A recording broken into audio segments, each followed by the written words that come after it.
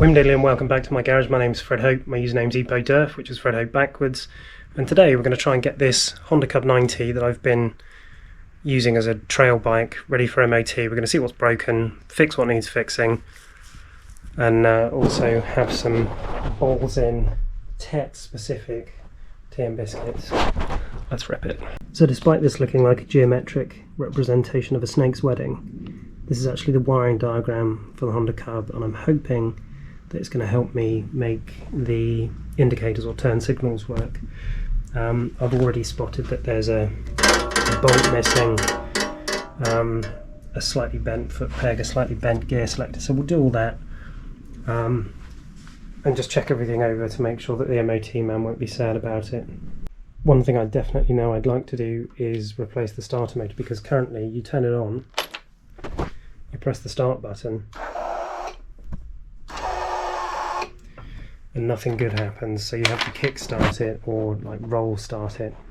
Another thing I've noticed is that this rack that I only ever really used for holding a sandwich still, which didn't work too well because it just mulled the sandwich, is both loose and broken, which is my fault, so I might just leave that off for now.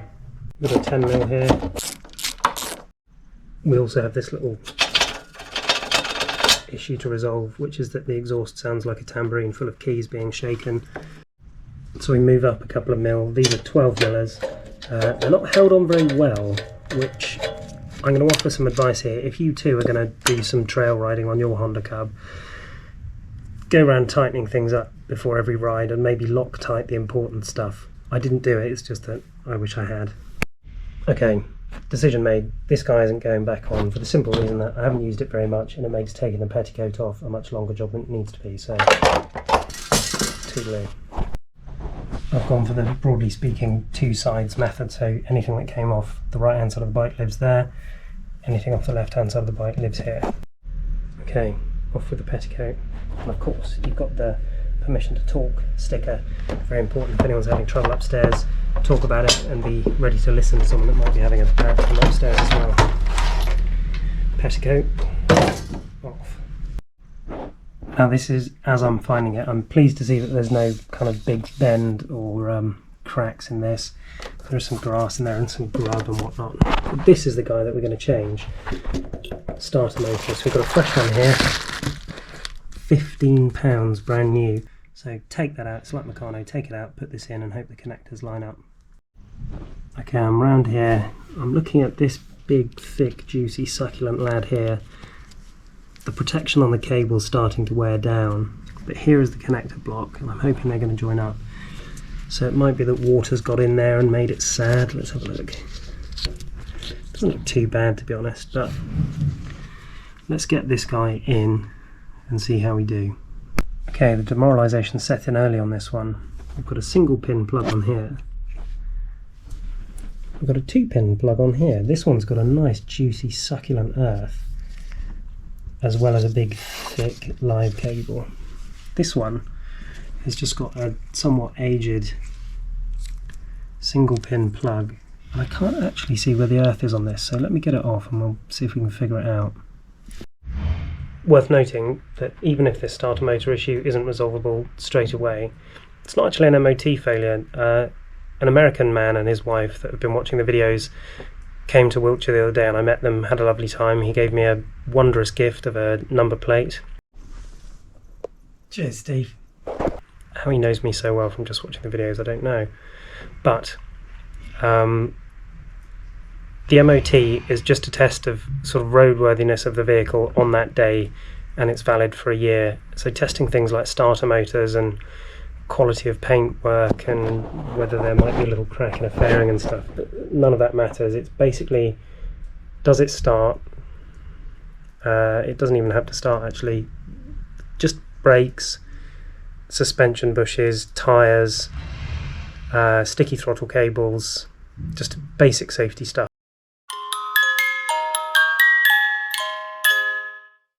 And you only have to pass it that day. Nothing's monitored for a year, but if you get caught with a vehicle that's not roadworthy by the police, you're in trouble. So that's how an MOT works broadly. Bahlsen Pretzl, what are they called? Sweet Pretzl Puffs. We'll test the scent, the snap, how they are dry and how they dip into tea. I've got a funny feeling that there's a lot of heritage, or perhaps pseudo-heritage, that goes with these Bahlsens. But most importantly, for anyone trail riding, these are the biscuits. Tet. I'll find out what tet means. I got these for farming my nephew. You probably won't be allowed to farm my nephew, but if you've got one, you can barter your care for biscuits or ham or whatever you're into, melons perhaps. So, without further ado, let's get in there.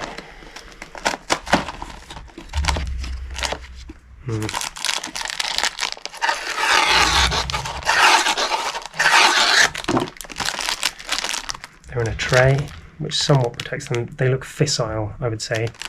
Fissile, crumbly, fragile, sugar coated, so they should snap well. I think they'll probably smell of holiday. They'll dip dangerously, and I think I'll probably quite like them. Oh! The smell of donuts. Just like donuts. Snap, one-handed. Massive crumb cascade. I'm into that. Taste of a dry donut with no jam in. The sugar isn't granulated, it's like melted on there. It's encapsulated in sugar, double healthy. Nice amount of salt in these as well. 1, 2, 3. Quite an elaborate drip down. Still crisp somehow. They hold a lot of tea. Very porous, very permeable.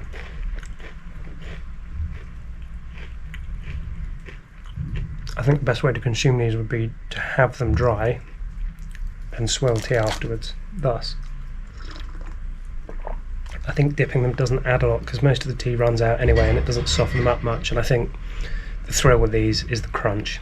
So anyway, I've been empowered by biscuits. Let's get this starter motor off. Turn milk, turn milk, turn milk, 3 10 mils. It's pretty well stuck on there, so time to hammer it. There's the tea.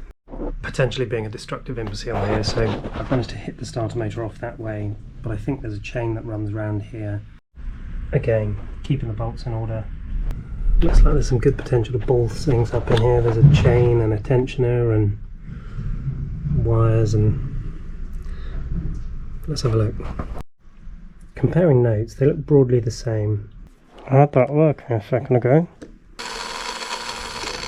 So do we then assume that because it touches the engine case it's earthed anyway? Perhaps. I'm just going to clean this up, clean the connector up, put it back on and see if it'll work, because that would be ideal. Little trick for cleaning connectors: thin strip of emery paper, wrap around the end of a small file, and then just ram it in and out of the connector until it's clean. I've run out of contact cleaner and can't be bothered to go and get some more. And whilst I'm slowly empowered by the Bahlsen biscuits, I might be able to take the cable from this old one and stick it onto this one, assuming that it earths onto the engine block, and that way I've got a new motor, clean connections, and I haven't got to go chopping things about. Maybe. Okay, decision made. Old cable cleaned up on new motor. I'm going to pop some silicone grease on the O-ring. It was only 15 quid, and I think I've come this far, I might as well slap a new motor in just in case. I'll keep the old one.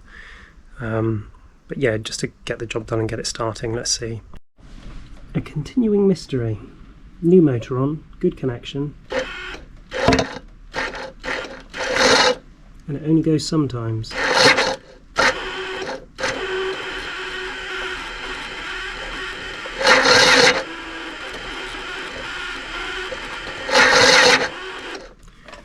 Not ideal. Quite possibly no good for it, but if you look,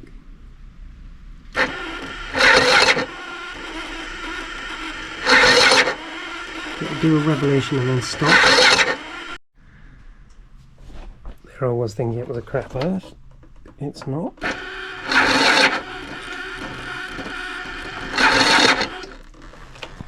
So I've got on earth, direct to the battery, to the starter, and it still won't work. Bugger. So not only does the battery drain almost instantaneously down to about 8.5 volts, in trying to get the heat shield off with the dodgy tambourine screws, I've managed to shear that one off. So that's good. Right, I've been left with a load of unanswered questions. One, is the battery goosed? I hope not, because it's less than a year old. 2, does it even charge when it's running? 3, was the starter motor even goosed in the first place? And then on top of that, I've managed to snap one of the screws that was holding the exhaust heat shield on. It still doesn't have indicators, and it needs a new gasket. So I've got some finding out to do, but this is what fiddling with bikes is about. There are other bikes to use in the garage, and certainly the Cub 90 deserves to ride again. So I'm going to have to go through it systematically, check that it's got charge, check that it charges up, and then go through and find out what I need to do. Here's my list of gubbins. Red means it's MOT critical. I've sorted the left indicator so I can tick that in a bit. So for the OCD people, I won't tick that. Headlight, I've just got to screw it about with the wires. Ratty heat shield, I'll deal with that in a bit. And then hesitant to start, not the motor itself, it is the battery. Today's a tale of success, thanks to Richard Stevens in Devices, a very strange, long, thin motorbike shop that seems to have everything. Indicators now work, headlight works on side light, dip beam and main beam, those being the hand signals for both. So I've just got to put it back together, tuck the snake's wedding back behind the light, put the mirror back on. I've got some fresh brake shoes as well, just to make sure that it stops, and then it's ready for MOT. Woof.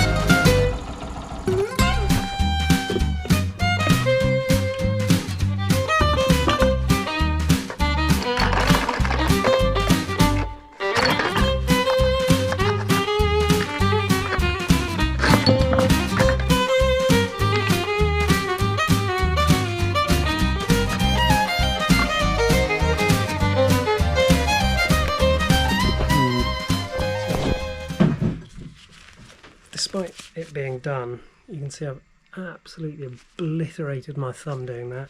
There must be a better way. Ouch. Never mind.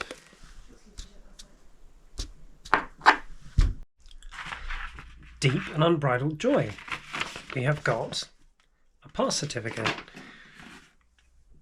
The place I took it to advised it on rear subframe, rear swing arm mounting being loose, or the pin being loose, which would explain why the bike feels a little bit like it wiggles its hips sometimes. And also wheel alignment, that's totally on me. It's just where I did the chain tension hurriedly, and basically didn't make sure it was the same stretch both sides. That's fine, that's on me. So to get a bike to pass its MOT, it's actually relatively simple. You've got to make sure that certain things work to do with safety and electric. So your lights have to work, your brakes have to work, your turn signals have to work, or indicators. You can't have anything like hanging off the bike, but it's quite a simple list of stuff. I'll put a link to it down below. So that vehicle has done over 1,000 miles in a year vigorous, cruel off-road miles.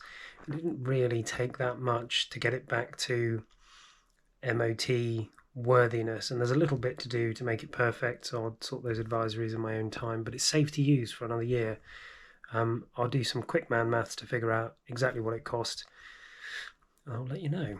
I think it's also worth noting that if you can find an MOT test station that doesn't do any of its own repair work, you might argue you're more likely to get a fair test. Of course, you would say that all MOT testers test totally objectively, and you'll always get the same test over, but that's not quite the case. MOTs are open to interpretation, and if there are places that want work, you might say that they might go looking for it. The place that I go to, it's binary. It's either you've passed or you've failed, and it's not our problem to sort it. Just bring it back when it's ready for another test if it's failed. So that would be a bit of advice. Perhaps look for somewhere that is impartial and doesn't need or want to do any of the work itself. Okay, I'm very buoyed by the fact that the Honda Cub passed its MOT. So I thought I'd just do the maths, what some people call the man maths, about Cub ownership and having got it through a year's ownership, maintenance, MOT, tax, insurance, the whole lot.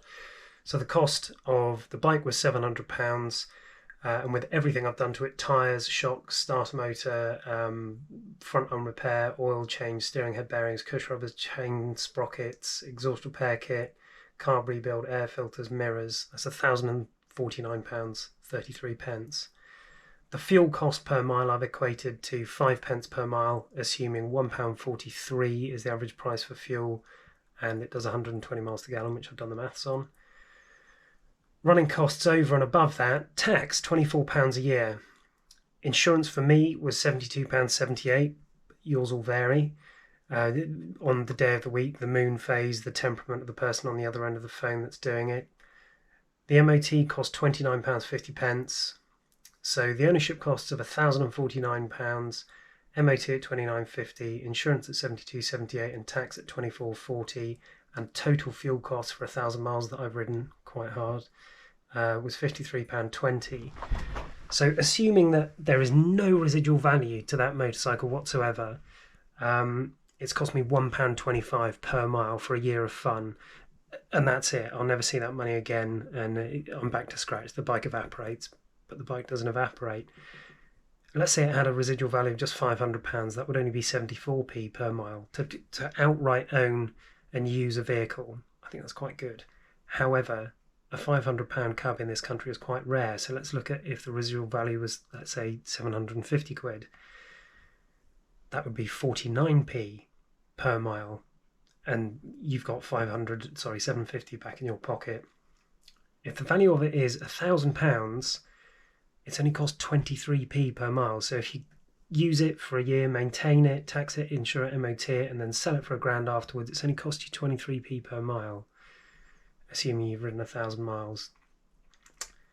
This is where it gets interesting for me.